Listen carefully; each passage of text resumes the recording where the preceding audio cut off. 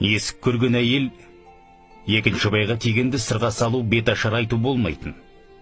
Ата-баба салтын сақтаймыз десек, үшінші, төртінші күйеуге сырғаланып, жария жарыс салып ұзатылып жатқан әнші келіншектер туралы бірдеңе деуіміз керек еді ғой.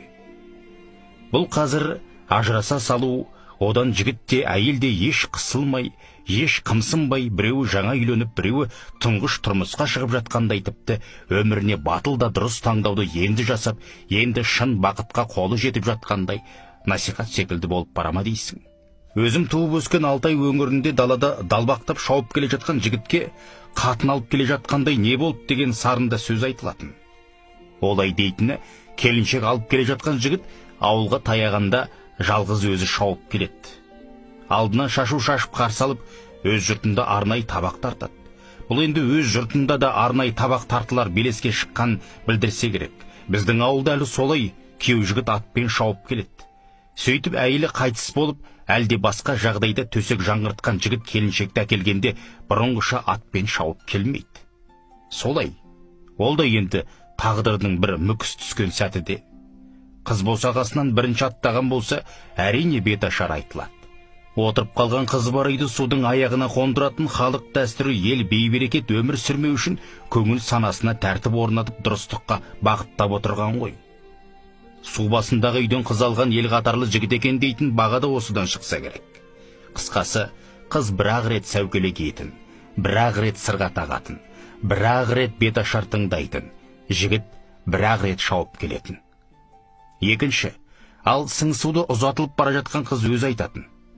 Сыңсу деген жат жұртқа ұзатылып бара жатқан кездегі жақындарына деген жүрек жарды сөз ғой, тіпті назы да.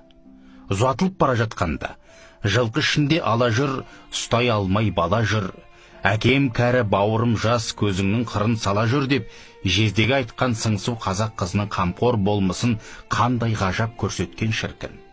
Оған пысқырмадық. Әр қыз өмірінде бір-ақ рет айтатын сыңсуды әнші келіншектер күнне неше тойда, неше қайталап айта беретін болды. Бұл не салт? Тұсаукесу туралы айтпай-ақ қойдым. Оның жосығы жойдасыз кетіп барады. Бүгін бір әнші келіншектің күніне 5-10 баланың тұсауын кесетінін, әр тұсаукесер 100 000 теңге екенін оқып, осы біз не қылған жұртпыз, қайда лағып барамыз деген ой көкейімді тесіп, миымды бұрғылап бара жатқан соң айтып отырғаным ғой. Балапан басына тұрымтай тұсына кеткен мына заманда кімге ақыл айтқандайсың? Ұлттық бірегейлік керек десек, той жиын өлім жітім секілді ритуалдарды жөнімен орындауға күш салу керек. Ұлттық кеңес не бітіргенінен толық хабарым жоқ екен. Алайда онда шын мәніндегі ұлттық болмысты сақтап қалар, ұстап тұрар салт дәстүрлердің бірегейлігін қарастыру керек деп есептеймін. Әр өңірдің кішігірім өзіндік ерекшелігі бар екені рас. Алайда сол салттың өзге күндегі мағынаны дұрыс жеткізіп тұрса, сөкет емес әрине. Алайда ғалымдар пікір қосып, бірегейлікке ұйысу керек.